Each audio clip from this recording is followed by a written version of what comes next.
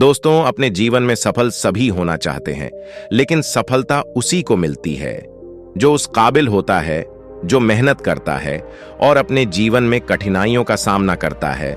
तो ये कहानी है एक ऐसे व्यक्ति की जो बहुत गरीब था, जिसके पास कुछ नहीं था, लेकिन बुद्ध की ये बात सुनने के बाद उसके पास लोगों की मदद करने के लिए हजारों रास्ते मिल गए, जिससे उसके सपने पूरे हो सके।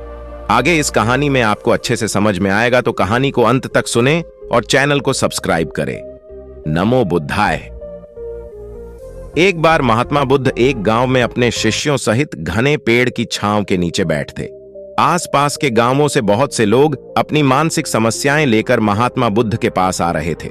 महात्मा बुद्ध उन सबकी मानसिक परेशानियों का समाधान देते और सब लोग खुशी खुशी अपनी समस्याओं का समाधान पाकर वहां से लौट रहे थे। वहीं से कुछ दूर बैठे लोगों को बुद्ध के पास जाते देख एक दुखी भिखारी अपने भाग्य को कोसता हुआ यह सोचने लगा कि अभी कुछ देर पहले तो ये लोग दुखी मन से मुंह लटकाए उन महात्मा के पास गए थे, और अब इतना खुश होकर कैसे वापस लौट रहे हैं?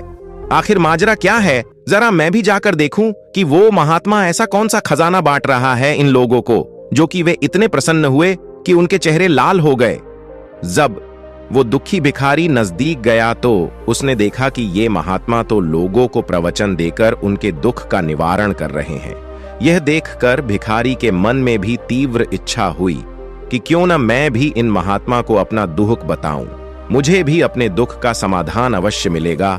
बस फिर समाधान पाने की लालसा लिए भिखारी महात्मा बुद्ध के सामने पहुंचा और हाथ जोड़ ढाकर प्रणाम करते हुए बोला, हे महात्मा बुद्ध, मैं भी लोगों की मदद करना चाहता हूं।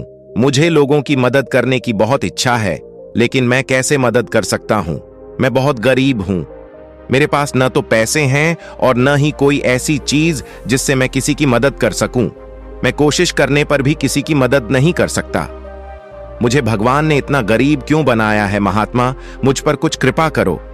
इतना बोलते हुए भिखारी रोने लगा।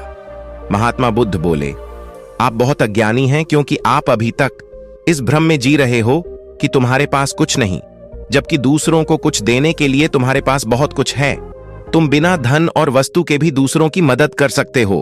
तुम्हारे पास जुबान है, जिससे तुम मीठे शब्द बोलकर किसी के दुखी चेहरे पर मुस्कान ला सकते हो। इन्हीं शब्दों की ताकत से तुम किसी के भी टूटते हौसलों को फिर से मजबूत कर सकते हो। इन शब्दों की शक्ति से आप किसी के भी मन में सकारात्मक विचारधारा के बीज बो सकते हैं और उसे गलत रास्ते पर जाने से रोक सकते हैं। तुम्हारे दो हाथों से किसी भी कमजोर या लाचार व्यक्ति की सहायता कर सकते हो और आपके दो आंखें किसी अंधे को रास्ता दिखा सकते हैं।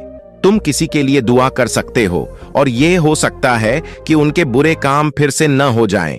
इसीलिए आप किसी के अच्छे स्वास्थ्य की कामना कर सकते हैं, लेकिन अज्ञानतावश तुम अब तक इस बात को समझ नहीं पाए और इस भ्रम में अब तक जीते रहे कि तुम्हारे पास मदद करने के लिए कुछ नहीं। किसी की मदद करने के लिए धन और वस्तु का होना अनिवार्य नहीं है। बिना धन और वस्तु के भी हम कई प्रकार से लोगों की मदद कर सकते हैं।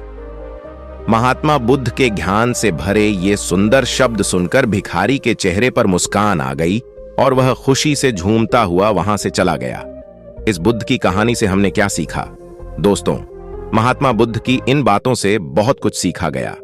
आजकल बहुत से लोग यह सोचकर दुखी होते हैं कि मेरे पास ये नहीं है, बल्कि जो आपके पास है उसी में संतुष्ट रहना सीखें और बिना मतलब के लोगों की मदद करें।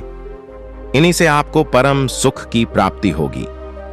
तो दोस्तों, यह कहानी आपको कैसी लगी जरूर बताना और हमारे चैनल को सब्सक्राइब करें। कमेंट में नमो बुद्धाय जरूर लिखें।